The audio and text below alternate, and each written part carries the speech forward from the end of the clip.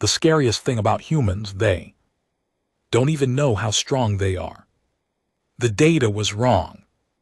Not the numbers themselves, the numbers were fine, clean, properly arranged, filed in their columns the way I had been trained to file them since my first posting in the Xenological Division, 41. Prior assessments, over 30 cycles of field work, and every single one had produced a clean set of numbers that told a clean story. The gene produced extraordinary flight reflexes and almost no ground-based threat capability.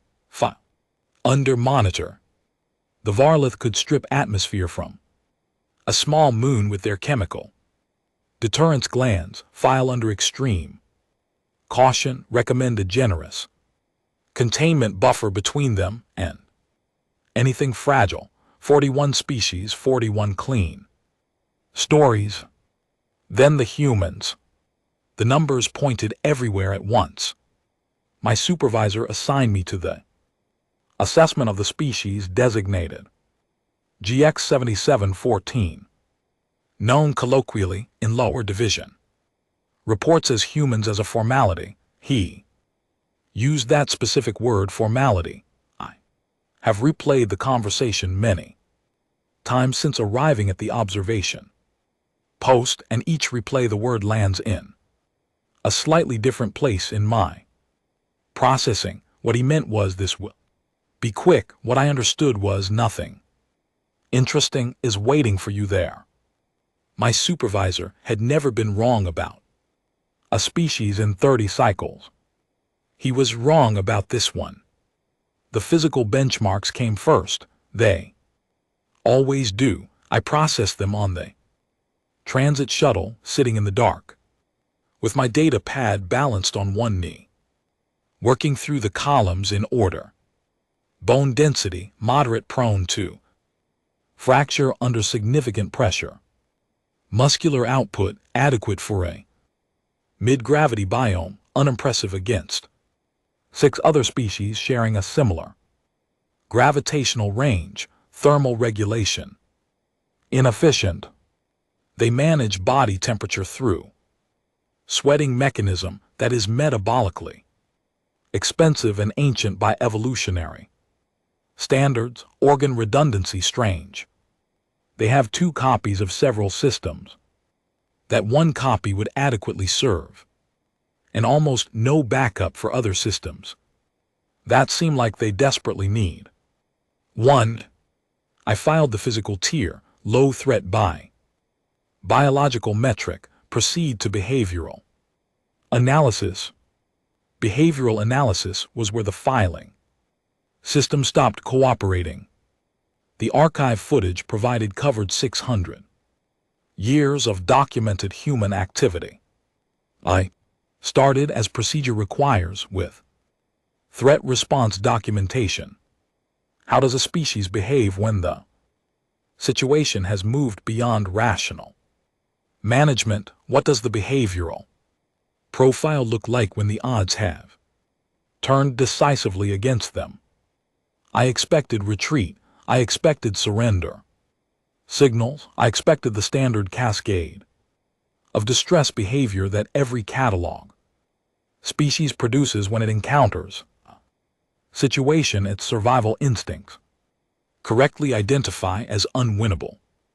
Instead, the first clip I reviewed showed a woman laughing while her arms were on fire. I want to be precise here, she was not in cognitive collapse. She was not experiencing shock-induced emotional misfiring.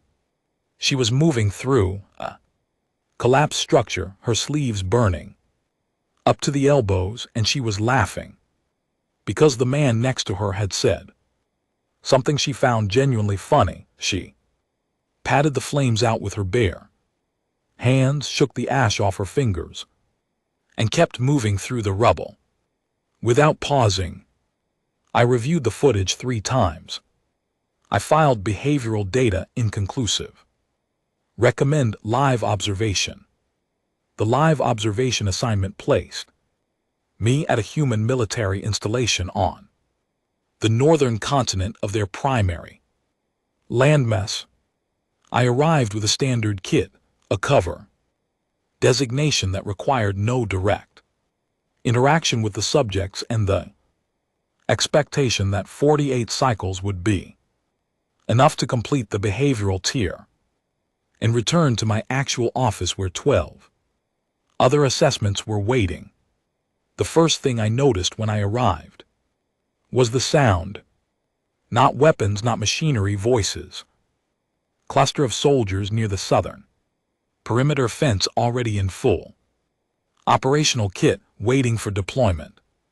Order due within the hour, they were singing, not a coordination signal, not a call and response tactic drill, a song with an actual melody, some of them slightly off-key in a way that did not appear to bother anyone.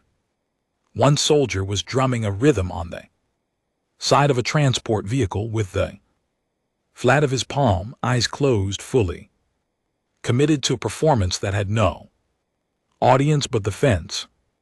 I logged it, possible neurological stress response, group behavior, pre-engagement. I was wrong about this. I did not know yet that humans also sing alone, in private, when no one is watching, when the task at hand has nothing to do with music. I would understand this later. At this stage I logged it and kept watching. The deployment order arrived 40 minutes later. They stopped singing. That was the only ordinary thing that happened for the rest of the cycle. I was positioned at the training yard when the event occurred that I would later note in my private records, not my official report, as the moment my filing system broke permanently. A soldier was running a timed obstacle course. The supervising officer standing nearby told me, in the offhand way one shares a reassuring fact, that this particular soldier had been running courses like this for 11 years. 11 years, she said. Very experienced. The soldier took an injury halfway through, not a minor one.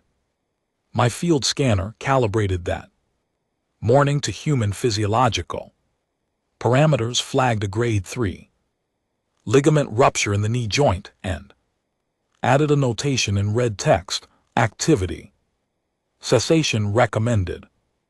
The soldier did not stop. He finished the course, not shuffling through a ceremonial last stretch to technically complete the route. He ran. His time placed him in the upper quartile for the unit. He crossed the finish line, put both hands on his knees, breathed hard for 8 seconds, and then straightened up.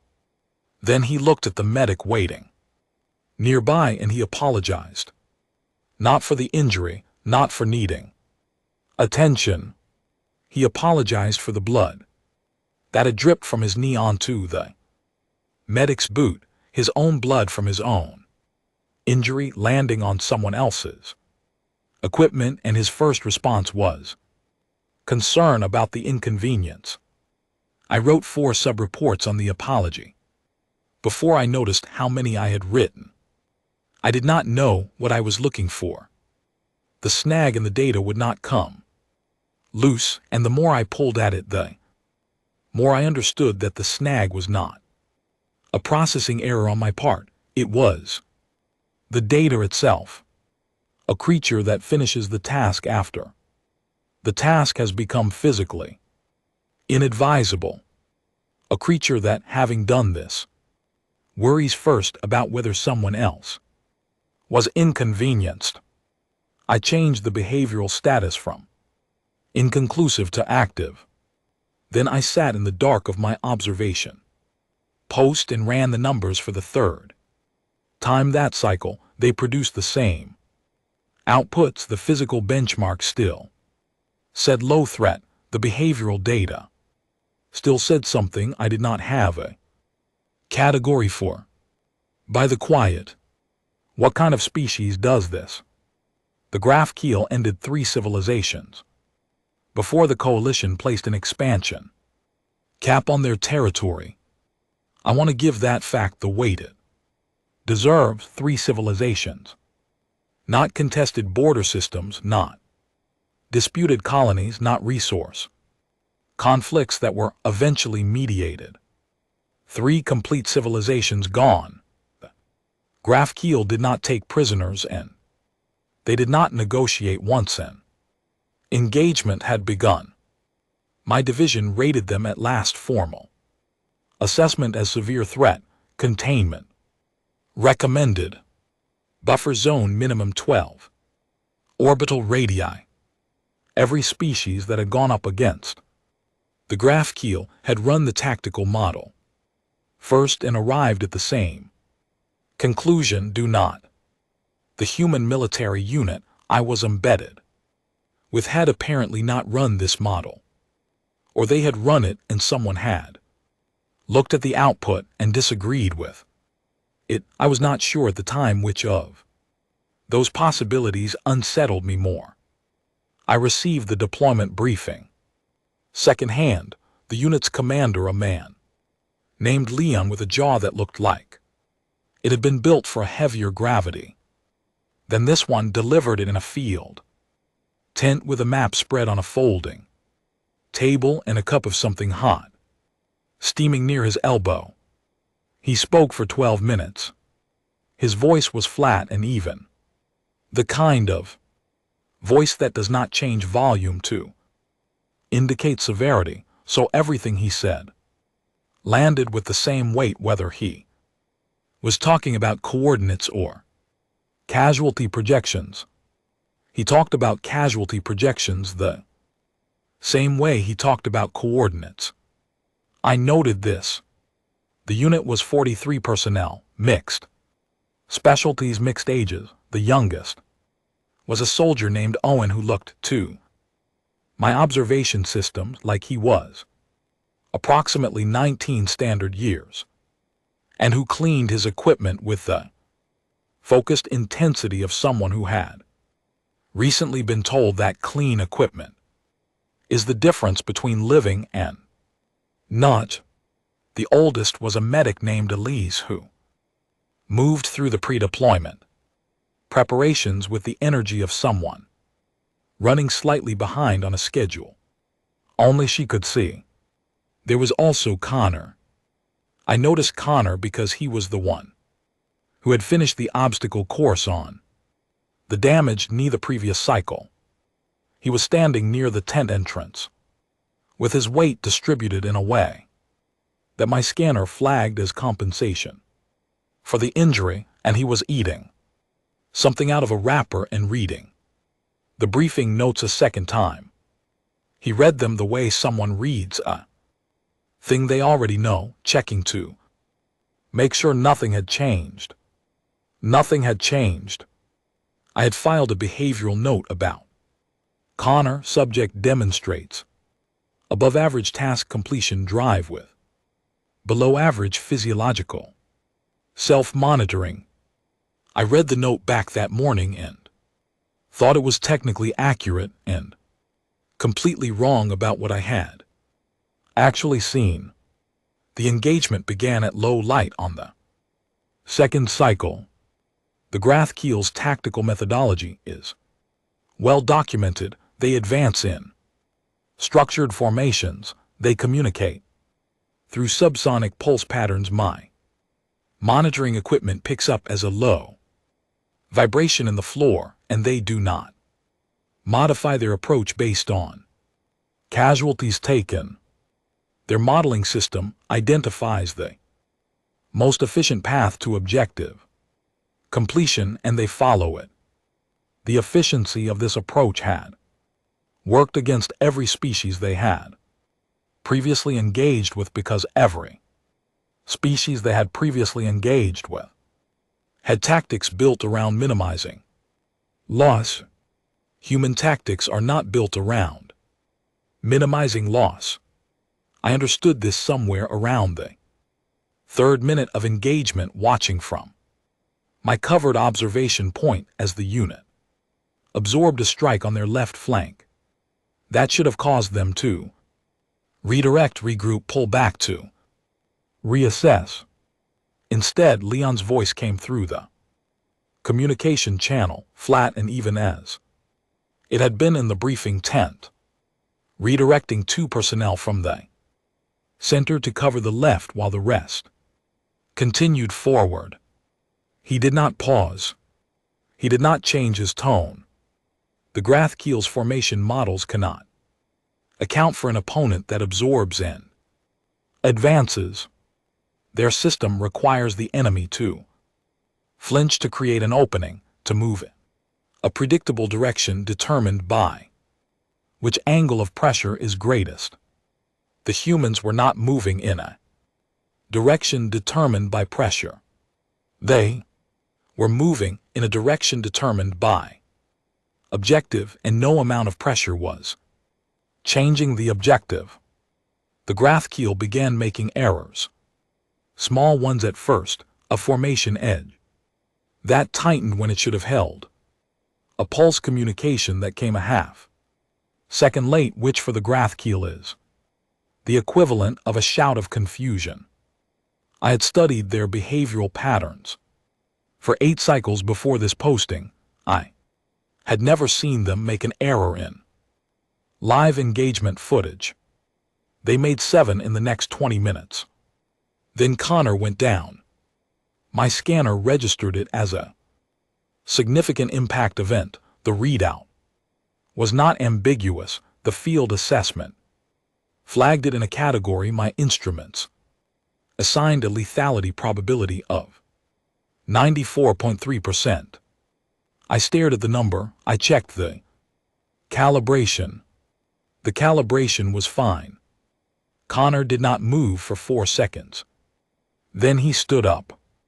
Not slowly, not carefully, the way damaged thing moves when it is aware of the damage. He stood up the way someone stands up when something has interrupted them in the middle of a task. He took stock of his equipment, checked that what he needed was still where it was supposed to be, and moved right, which was the direction Owen had been trying to hold and was struggling with. He looked annoyed, not frightened, not determined in the visible, dramatic way I had seen in footage of other species facing their worst moments. He looked the way someone looks when a small inconvenience has appeared in the middle of work they were already focused on, like a problem to move around, not a crisis to respond to. I looked at my scanner. The lethality field still read 94.3%. I stared at Connor moving across the field, and I stared at the scanner, and I had the very specific experience of holding 2 accurate pieces of information that could not both be true at the same time. I opened an incident report form. I filled in the lethality field. I deleted it. I filled it in again. The form was not built for this answer. The form assumed that a 94.3% event produced a result in a predictable category. It had 3 options: deceased, incapacitated, or continuing with injury. Connor was technically option 3, which is a category designed for someone continuing with a sprained wrist, not for a situation that my instruments were classifying as should not be happening. I filed it under option 3 and sat with the form open for a long time before I closed it. The engagement ended 40 minutes later. The Grathkeel retreated, which my division's database flagged as the 4th time in their entire documented history that the Grathkeel had retreated from an engagement, the 4th time ever. The unit lost 4 people. I watched what happened next from my observation point, and I am going to describe it precisely because I do not think my analysis was adequate to what I saw, and precision is the only tool I have. The soldiers who were still standing Stop, they did not debrief. Immediately, they did not run. Post-engagement assessments, they went to the 4 who had been lost, and they stayed with them. Some of them sat on the ground. Some stood with their hands at their sides. Elise the medic knelt down and did something I eventually understood was not medical, because there was nothing medical left to do. She stayed close, the way living things stay close to other living things when they staying is the only thing left. Some of them cried.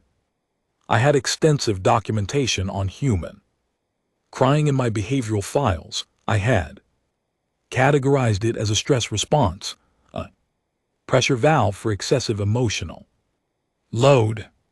Watching it happen in front of me on a field where the ground was still warm. From the engagement, I understood that my categorization was technically correct and had missed the point entirely. Then Owen stood up from where he had been sitting on the ground. He wiped his face with the back of his hand. He asked Leon where they needed to be next. Leon told him. They moved. I sat in my observation shelter for a long time after the unit had cleared the area. I had 3 incident reports open on my data pad.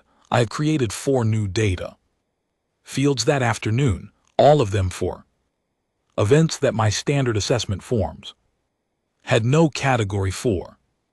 None of the 4 new fields had the right name yet. None of them have the right name still. I returned to my primary observation station and opened the full historical file on humanity that the division maintained. 640 years of documented observation, filed under the designation GX 7714, collected by 11 different Vethsarans, observers across 4 assignment rotations. 11 observers had looked at this species for more than 6 centuries and produced a cumulative threat classification of non-combatant civilization standard. Watch protocol. Non-combatant. I read the word. I looked at the 4 new data fields on my incident form. I read the word again.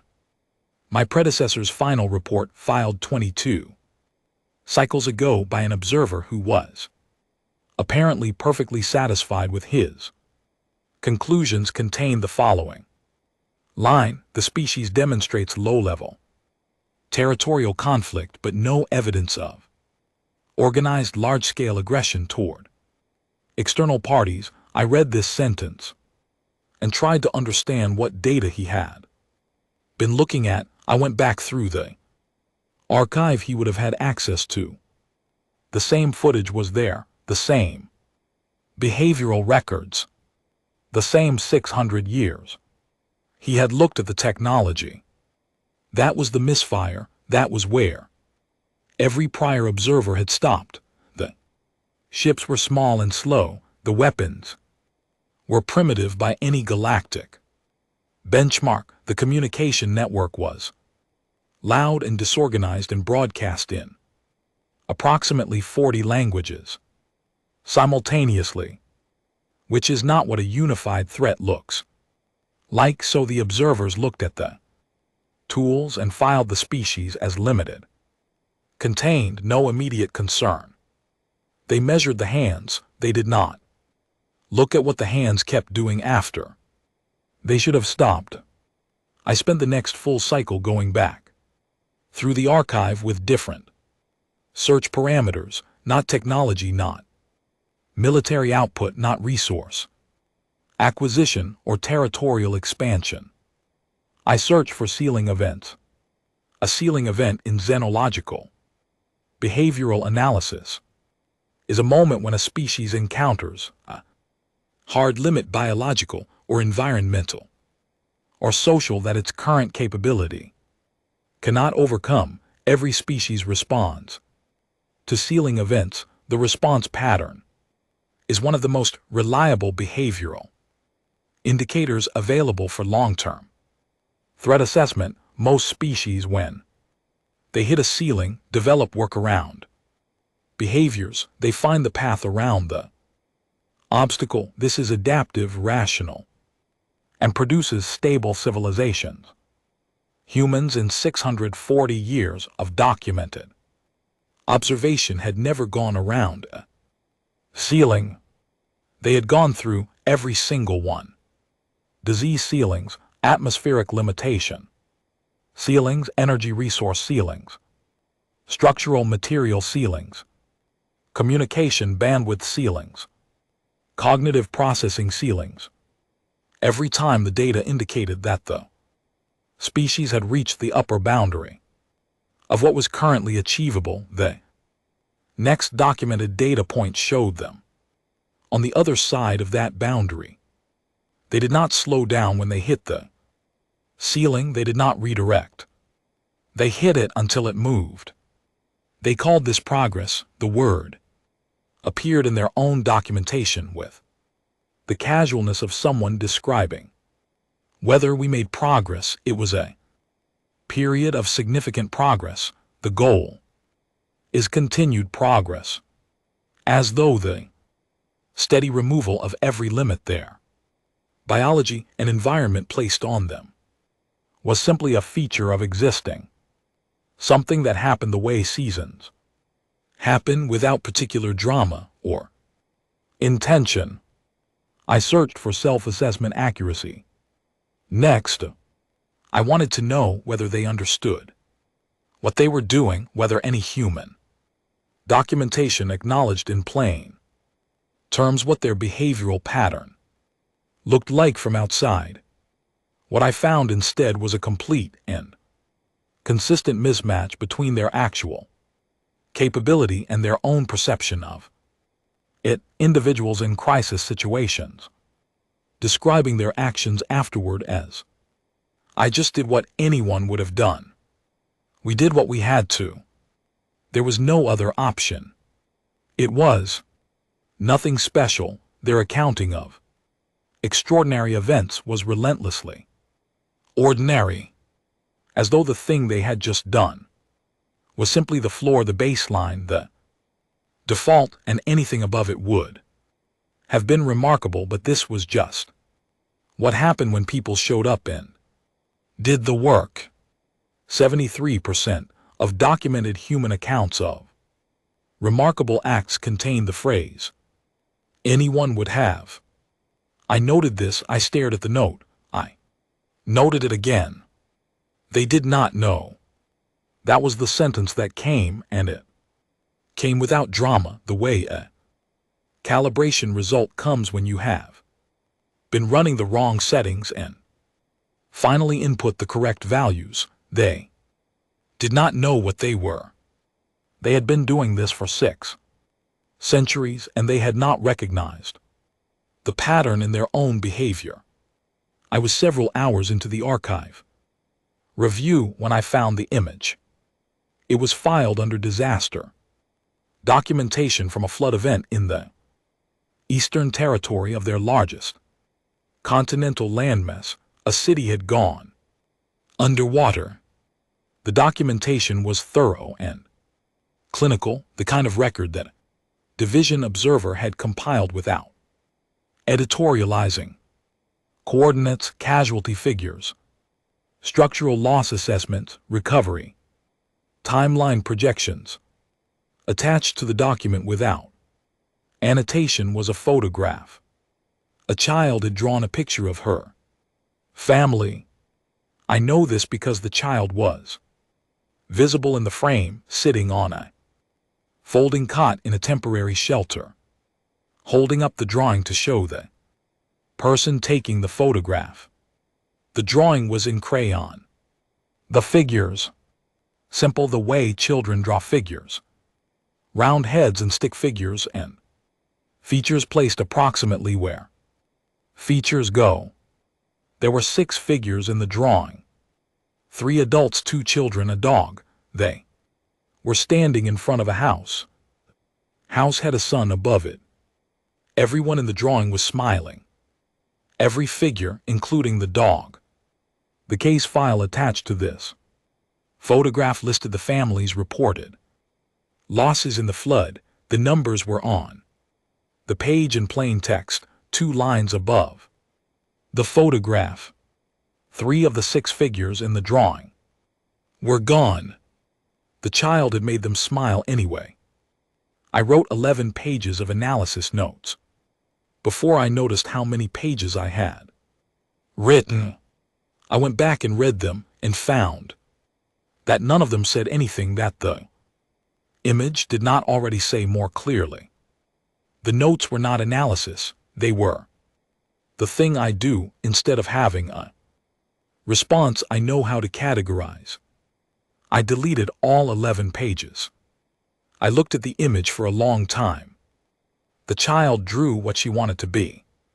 True, she drew the whole family, she drew the son, she drew the dog, she drew everyone smiling because the drawing was hers and she could decide what it contained, and she decided it would contain everyone and they would be fine. And the house would still be there. She was a child, she drew them smiling. Anyway, I saved the image to my personal files, not my official report. I sat back and looked at the ceiling of my observation station, and I did the thing I had been avoiding since the engagement 2 cycles ago. I followed the analysis to where it was actually pointing. The most dangerous thing about a species is not always the thing that looks the most dangerous. The graph keel looked terrifying, armored, methodical, cold. And they were dangerous genuinely in ways that required the coalition to maintain a formal deterrence posture. But the graph keel were a known quantity. You could model them, you could predict their behavior within a reliable margin. You knew what they would do and when they would stop and what conditions would cause them to retreat. The graph keel had retreated 4 times in their entire documented history. The 4th time was 3 cycles ago, from 43 humans who were still grieving, 4 of their own before the field had gone cold. The thing that made a species genuinely, categorically dangerous was not strength, it was unpredictability. It was the thing you could not model, it was the variable that your threat assessment formula had not been built to contain. The variable was this: a species that did not know its own strength had no upper limit you could calculate because the limit was internal and they had not found it, and they were not looking for it. They were just getting up every morning and going through whatever the ceiling was that week and calling it a normal day, drawing smiling families in flooded shelters, finishing obstacle courses on broken knees, standing back up from events my instruments rated as unsurvivable, and asking where they needed to be next. There is no threat model for a species whose danger is that they have not yet noticed how dangerous they are. I checked my division's classification. Library. There was no category for this. I built one. By the quiet, I hoped no one ever needed to use it. I arranged the interview through official channels, which took longer than it should have because the human military administration had a thorough process for authorizing external observer access to personnel, and their process involved 5 different approval forms and a man named Gerald at the administrative post who kept sending me the same form I had already filled out with a note asking me to please resubmit it correctly. I resubmitted it correctly 4 times. Gerald sent it back 4 times. I filed this under their bureaucracy is also somehow both inefficient and persistent. The note is somewhere in my unofficial records. The interview was granted on the 6th cycle of my observation posting. The approved subject was a veteran, currently serving in an advisory capacity to the unit I had been observing, which meant she had operational experience going back further than most of the active personnel, but was not currently deployed in the field. Her name was Nora. That was all the file said about her as a person. The rest of the file was a list of what she had done, which was long and described in the flat military language that takes extraordinary things and makes them sound like line items. I prepared for the interview the way prepare for everything. I made a list of 15 questions, expected response parameters for each question, built from behavioral modeling in the 600-year archive. I had estimated response windows, follow-up protocols, alternative question paths for 3 different behavioral profiles the subject might present. I went over the list twice on the morning of the interview and felt, as I had always felt going into an assessment interview, fully prepared. I was not fully prepared. The room they gave us was small, with a folding table and 2 chairs and a single high window that let in a flat gray light. Nora was already there when I arrived. She was sitting with one ankle crossed over the other knee, a paper cup in both hands, looking at the window with the expression of someone who has been in a lot of rooms like this one and has decided at some point to stop being bothered by it. She looked at me when I came in. Long posting, she said. You look tired. I had 15 questions prepared. I did not have a prepared response for this. I looked at her. She was looking at me the way I had seen humans look at things. They wanted to help. I was the thing she was looking at that way. I had no protocol for being on the receiving end of that look. I found it disorienting in a way I could not immediately quantify. I am conducting a formal assessment interview, I said. Sure, she said. She the paper cup out toward me. Do you want some of this? It is bad, fair warning. I looked at the cup. I looked at her. I took the cup. I do not know why I took the cup. I had no framework for understanding why. Took it, but I took it and I held it with both hands because it was warm and my internal temperature regulation had been slightly off for the last 2 cycles, and the warmth helped, and I sat down across from her with her cup in my hands. She seemed perfectly comfortable with this. I started with question 1. She answered it. She answered all 15 questions in order, clearly and without evasion, and her answers were useful and detailed and confirmed approximately 60% of my behavioral models for individuals with her documented history. The other 40% was what I wanted to describe carefully. Every time my questions reached a specific event in her record, a moment, my archive flagged as outside standard operational parameters. She would describe it and then add a version of the same phrase.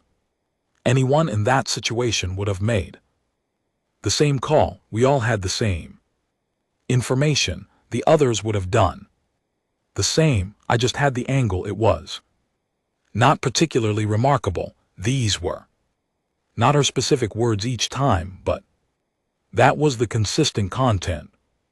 The extraordinary thing framed as the obvious thing, the remarkable outcome explained as what anyone would have done with the same inputs. I asked her, after the 8th occurrence of this, why she described those events that way. She seemed to find the question slightly confusing, not confusing in a way that made her defensive. Confusing in the way a question is. Confusing when the answer seems so obvious that you cannot immediately tell what is being asked. Because it is true, she said. Anyone in that spot with the same training, same information, same team around them, they would have done it. The data does not support that, I said. She shrugged, not dismissively. The shrug of someone who has disagreed with data before and survived the disagreement. Data is not always measuring the right things, she said. I wrote this down. I wrote it down twice. Question 14 was the one I had been building toward for 43 minutes. I had placed it near the end, deliberately after the rapport building phase in the window when subjects are most likely to respond without the formal structure of the conversation pulling at them. I asked it, "Do you know how strong you are?" She laughed. Not a proud laugh, not the laugh of someone who has been given a compliment and is deciding how to accept it. It was a tired laugh, the kind that comes out when a question has landed somewhere that finds something too worn down to do anything but respond with that sound. She shook her head a little, still with the trace of the smile on her face, looking at the table. Some days, she said, I know I am still here. That is about all I have got. I looked at her. She was still looking at the table, both hands wrapped around the paper cup she had taken back at some point during the interview, her thumbs running small circles on the side of it. Still here, said as the bottom end of the scale. Still here offered as consolation, as the minimum, as the thing you say when you do not have much to report. Still here offered by a woman who had filled 14 lines of a military record with things that my behavioral model still had not finished processing. I did not ask the follow-up question. I had prepared for this item. The follow-up had been built around the expected response, which my models predicted would be one of 3 variations of confidence. Self-assessment, I had prepared responses to all 3. I had not prepared a response to still here. I did not have one. I sat with it in the way you sit with something you have been handed that you do not know where to put. She did not fill the silence. She was the kind of person who did not appear to feel the need to fill silences. She sat with her cup in the flat gray light from the high window, and she did not seem uncomfortable at all. After a while she said, "Were those all your questions?" "Yes," I said. "Thank you for your time." "Of course." She stood and was putting on her jacket, checking the pockets with the automatic efficiency of someone who always checks. On the way out, when she paused, "You should sleep," she said. "Whatever passes for that for you." Then she left. I sat in the room with the table and the 2 chairs and the flat gray light. She had left her cup on the table. It had a small dent on the side from her thumb and a mark near the rim where she had been drinking. It was a cheap disposable thing, the kind they made by the thousands, the kind no one kept. I picked it up. I should not have picked it up. It had no place in my official assessment documentation. It was a used paper cup from an interview subject. It was not data. I picked it up and held it with both hands. "Still here." She said it like it was the low end, like it was barely enough, like surviving, continuing, being present and functional in the same field you had been operating in for decades, despite everything that field had asked of you was just the floor, just the starting Point just the minimum you brought to the table. I thought about Connor standing up on the field. I thought about the woman, the archive footage with flames up her arms. I thought about Owen asking. They needed to be next with his face still wet. I thought about a child drawing everyone smiling. All of them would say, I was just still here. All of them would mean it. Not as false modesty, not as performance, as genuine settled belief. The conviction that what they were doing was ordinary, that the version of themselves that kept moving through things that should have stopped them was simply the person who showed up when it was required, not someone exceptional, not someone notable, just someone who was there and did what the moment asked. They did not know. That sentence again, the calibration. Result, the correct settings finally. Input. They did not know what they were, and that fact, sitting in the room with the paper cup warm in my hands, felt like the loneliest thing I had encountered in 30 cycles of xenological fieldwork. 600 years of extraordinary behavior. None of it recognized by the people doing it. 6 centuries of breaking ceilings and calling it a normal Tuesday. I filed 0 follow-up reports from the interview. I cataloged the cup. I put it in my kit when I left the room, next to my calibrated instruments and my official data pads, and I told myself I would properly log it later. I did not properly log it later. The cup sat on the corner of my workstation for the remainder of my posting, and every time I looked up from the data I was processing, it was there. A cheap, disposable thing with a thumb dent in the side, holding more than it was built to hold. I thought, yes, that is a fair description. The report was due at the end of the 8th cycle. I had all the data. I had more data than any prior observer assigned to this designation in the 600 years the file had been open. I had incident forms and behavioral documentation and cross-referenced archive analysis and 4 new data fields I had created myself because the standard forms had not been built to contain what I had been watching. I had everything I needed to write a complete, accurate, defensible assessment. I opened the document on the morning of the 8th cycle. I named it Xenological Threat Assessment. Designation GX7714. Classification pending. Then I sat and looked at the blinking cursor for a long time. I've done this 41 times. My hands know how to do it. The structure is fixed. Physical tier, behavioral tier, capacity, projections, threat classification, recommended response protocol. It takes me on average 6 hours to complete a full assessment for a species I have been actively observing. I had never taken longer than 6 hours. I have a solid record in this division. My supervisor in 30 cycles has sent back 2 of my reports for revision, 2 out of 41.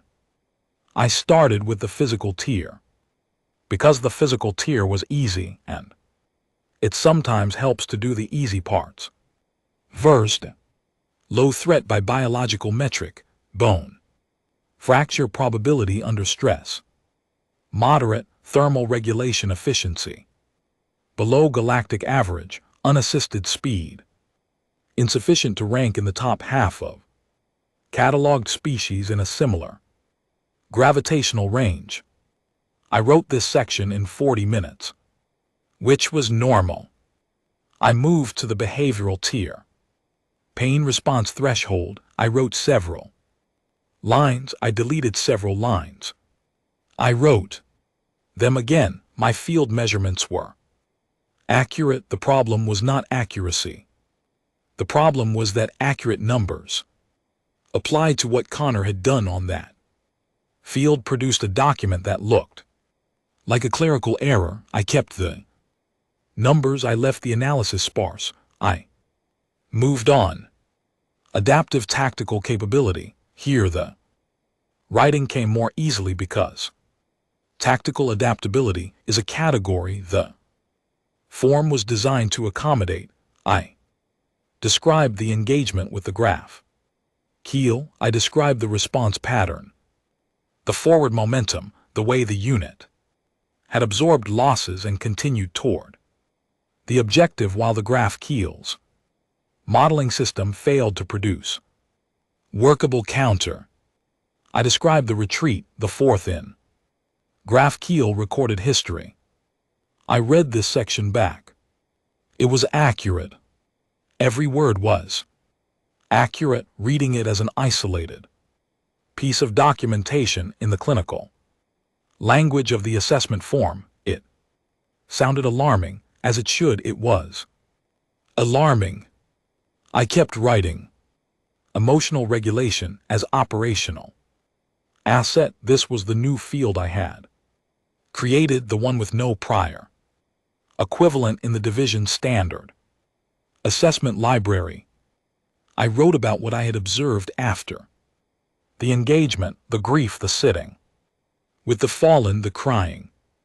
I wrote about how this was not a productivity loss or a morale failure, but some kind of binding mechanism, a process that took loss and integrated it, and produced on the other end people who were still functional, people who could stand up and ask where they needed to be next.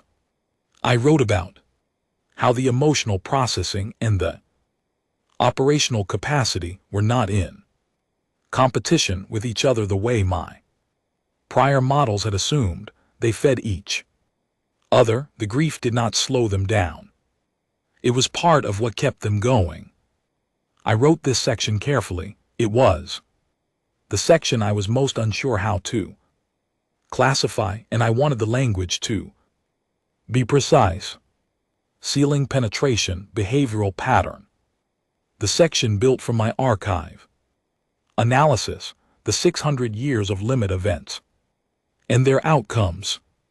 The consistent pattern of encountering a hard boundary and simply continuing until the boundary was no longer there. I cited 12 specific historical examples across different domains, deliberately choosing ones that span different categories of limitation so the pattern was visible across type.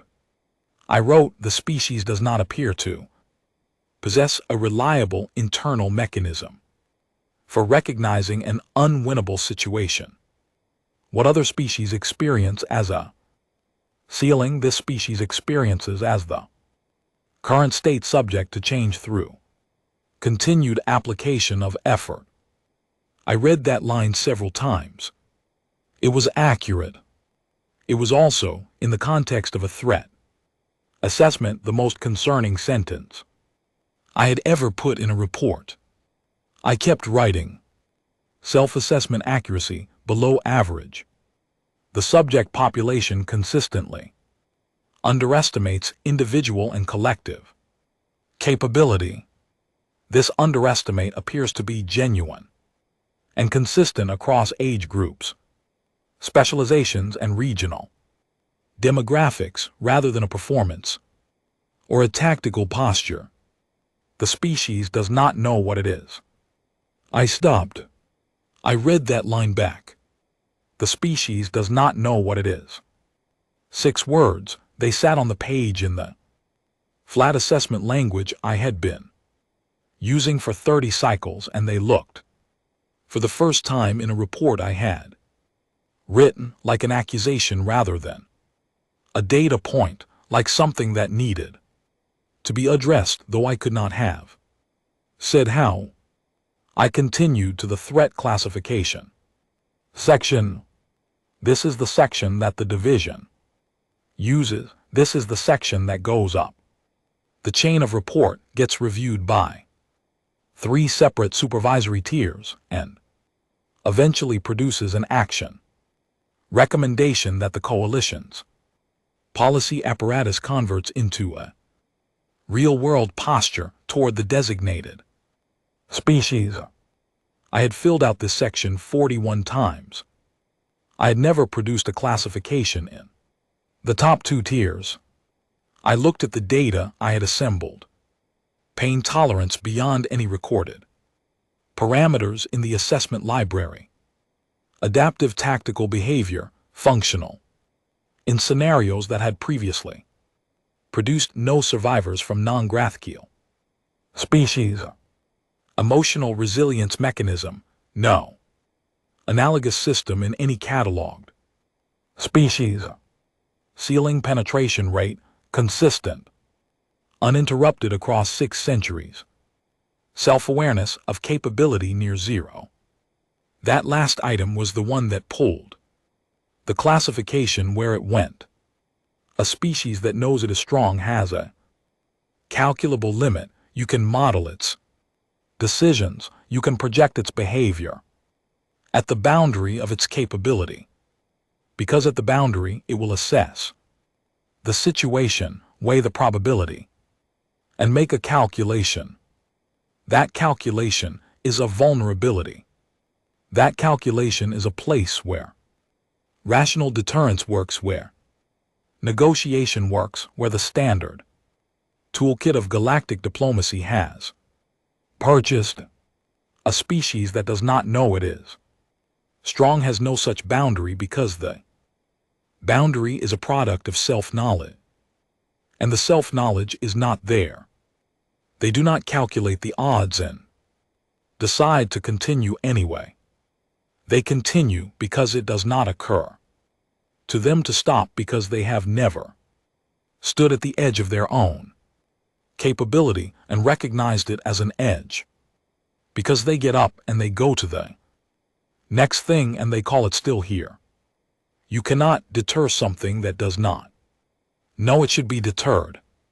I typed the classification. Extreme containment risk. I looked at the words. I knew the protocol. I had been in this division long enough to know exactly what this classification said in motion.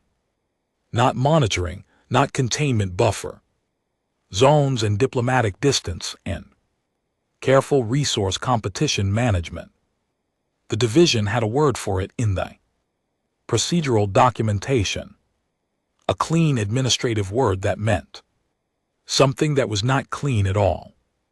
The recommendation would go up the chain through the 3 review tiers to the policy apparatus, and the policy apparatus would act on it in the species designated GX7714. Would never know a recommendation had been made. They would just stop, and they would not know why, because they had never known how strong they were, and they would never get the chance to find out. I sat with this for a long time. The cup was on the corner of my workstation. It had been there for 4 cycles. The thumb dent was still there. The mark near the rim was still there. Some days that is about all I have got. I thought about the woman in the archive. Footage flames up her arms, laughing because someone said something funny. I thought about Connor standing up on that field with a look on his face like the situation had been impolite enough to interrupt him. I thought about Owen, 19 years old, sitting with his fallen colleagues in the dirt and then standing up and asking where they needed to be next. I thought about a child with crayons, drawing everyone smiling because she could decide what the drawing contained. I thought about Nora telling me I should sleep, whatever passes for that for you. Not as a dismissal, not as small talk. As someone who had looked at me and noticed I was tired and thought that mattered, even in a brief formal exchange with a stranger from a species she had no reason to care about at all. They do not know what they are. But she looked at me and asked if I was tired. I deleted the classification. Not the report stayed. The data stayed, the behavioral analysis. The new field categories, the ceiling. Penetration documentation, all of it. Stayed because it was true, and I had spent 30 cycles writing true things into assessment documents, and I was not going to stop now. I deleted one word. Extreme. I looked at what was left. Containment risk. I deleted that too. I looked at the empty classification. Field. In 30 cycles, I had never left a classification field empty. The assessment form required a classification. The system would flag an incomplete submission. Someone in the division's administrative office would send me a note asking me to please complete the required field. I thought briefly about Gerald. I typed classification insufficient. Extended observation recommended. I read it back. It was not accurate, and I knew it was not accurate. The data I had assembled across 8 cycles was more than sufficient for a classification, and the classification it was sufficient for was not the one I had typed. I knew this, the part of me that had spent 30 cycles being thorough and honest in its reporting knew this with complete clarity. I saved the document. I looked at the cup.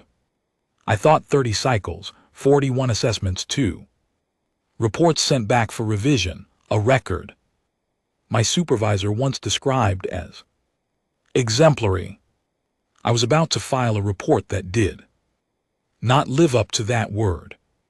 And I found, sitting with the cup in the flat gray light of the observation station on the 8th cycle of my posting to an unremarkable planet at the edge of a mid-range solar system, that I could not make myself regret it. Because here is what the data actually said, not the data in the threat classification. The data underneath it, the classification was supposed to summarize but could not contain.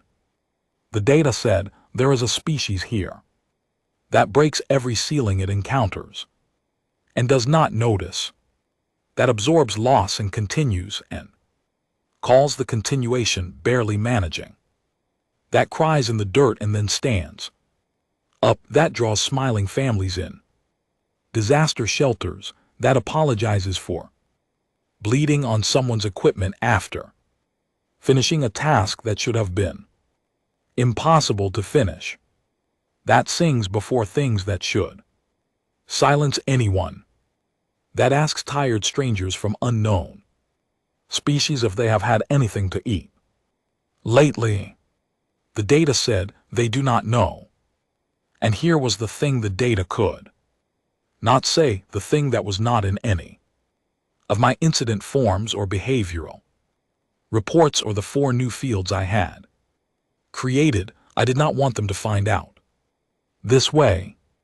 Not like this, not from a recommendation filed in clinical language that they would never read. Action by a policy apparatus they did not know existed. Ending a story that was not finished. They had not finished it 6 centuries in, and they were still going through ceilings and getting up from impossible situations and drawing suns over flooded houses. The story was not finished. I was not going to be the reason it stopped. I filed the report. Extended observation recommended. The system flagged the incomplete classification field. The automated message asked me to please complete all required sections before submission. I cleared the flag by entering a notation in the administrative comment box. Classification data collection ongoing. Reassessment pending at 60 cycle interval. The system accepted this. The report was transmitted to the division at the end of the 8th cycle. 3 weeks later, I received a message. From my supervisor, it said, "Received. Your GX 771. For preliminary report, noted the incomplete classification, understood. These things take time, extended. Observation approved through standard. Renewal protocol, good work as always. Good work as always." I read the message, I read it again. Part of me that had spent 30 cycles being honest in its documentation had a very clear position on whether this constituted good work. I filed the message. I looked at the cup. I have been at the observation posting for 11 cycles now. The assessment window for GX 7714 is open under the extended observation protocol. I have filed 3 supplemental behavioral reports in the past month, all under the category of continued data collection, all of them accurate, none of them containing a completed classification field. I have not spoken to Nora again. I have not had grounds to request a second interview under the current protocol parameters, but Owen passed my observation station 2 cycles ago and stopped, for no reason I could identify, to tell me that Connor's knee had healed better than the medics had initially expected, and that Elise had complained loudly and at length about the quality of the field supply shipments again, and that everyone on the unit was fairly tired of hearing about it, but also fairly confident the next shipment would be better because Elise had sent a strongly worded letter to 3 different supply offices and no one wanted a second letter. He said this the way humans say things that are not really about the subject they are discussing. He was telling me the unit was still there, that they were fine, that they were complaining about supply quality and recovering from injuries and planning next steps, and still there. I told him I was glad to hear it. I meant this in a way the words could not fully carry, but I said them anyway, because they were the closest available option. He nodded and went on his way. The cup is still on my workstation. I have moved it twice to other surfaces during data processing sessions and found myself putting it back in the corner both times without deciding to. It sits there in the flat gray light, and I look at it when the analysis is heavy and the numbers are building towards something I do not want them to build toward.